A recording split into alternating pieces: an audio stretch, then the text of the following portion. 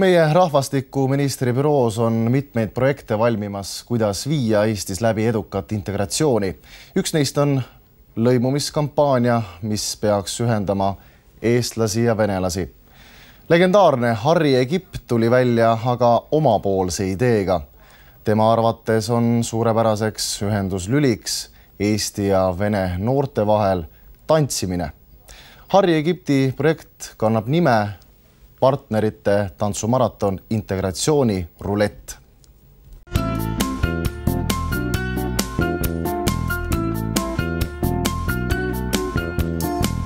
Tantsupartnerite Integratsiooni rulett tähendab seda, et kahe Tallinna kooli õpilased tantsivad üksteise võidu kuni nõrkemiseni. Täna on tantsuks samba ja rumba. Tantsu õpetatakse noortele nullist ehk koha peal. Eesmärk on anda kooliõpilastele reaalne võimalus üksteisega vahetult lävida ja päris sobiv koht tundub selleks olema tantsupõrand. Miks üldse selline idee tekkis? No, see idee tekkis juba ammu ja eks selline emotsionaalne kasvatus koolis läbi tantsu võiks tegelikult olla Eesti koolide õppekavas kõikides koolides 1. klassist 12. Nii et see idee teil on kogu aeg varnas olnud ja nüüd saite teostada või olete kogu aeg sellist väikest projekti taga ajanud? See idee esimest korda kerkis esile juba 8 aastat tagasi ja hooti on seda pakutud igasugustele konkurssidele, aga siiamaani on see enam-vähem ikkagi tagasi lükatud. Tantsutreeneriteks on Kristine Esko-Veskimäe ning Eduard Korotin. Korotin ja Esko-Veskimäe alustasid ühist võistluskarjääri pea 10 aastat tagasi.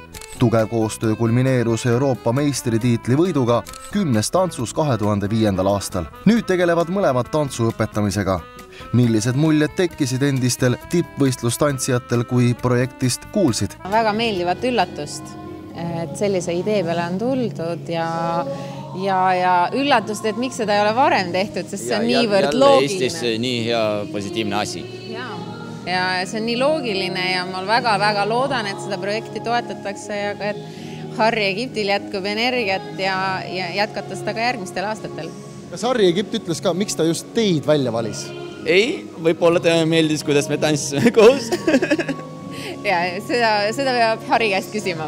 Kuidas teil siiamaani see projekt on õnnestunud, et kuidas on läinud?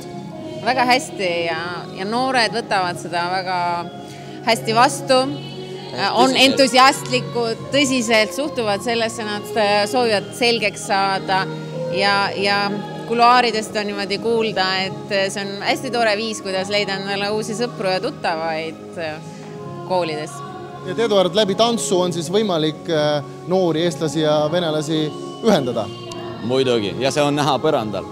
Ja meie oma praktikas see on igapäevane asi, me lihtsalt ei pööra selle niisugust tähelepanu, aga täna juba ka küsiti siin, et me just Eduardiga arutasime, et meie jaoks ei ole kunagi probleemi olnud, et kas eestlased või venelased ja ka meie klubides ei ole kunagi probleemi olnud, sest eesti lapsed õpivad vene keelt rääkima, vene lapsed õpivad vene keelt rääkima ja mingisuguseid erimeelsusi sellel tasandil ei ole kunagi olnud.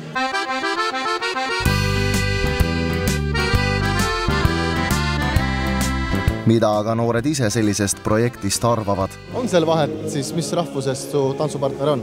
Ega tegelikult ei ole küll. Kõik on head. Mis keeles te omavahel suhtlete? Nüüd eesti keeles. Kui palju sa üldse eestlastega oma tavapärases elus kokku puutud? Vabandust, mida?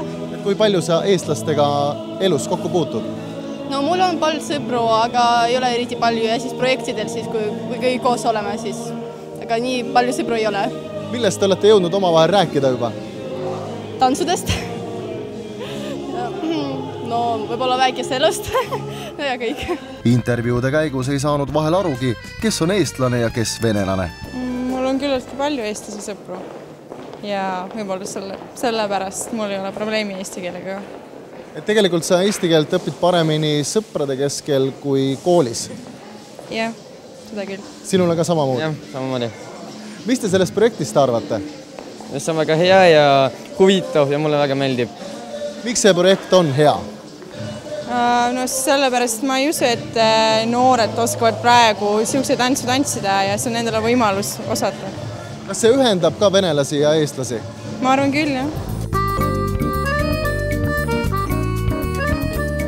Need õpilased, kes siin täna jalga keerutavad, on kõik ühel meelel, et see on väike, aga siiski oluline samm Eesti ja vene noorte ühendamiseks.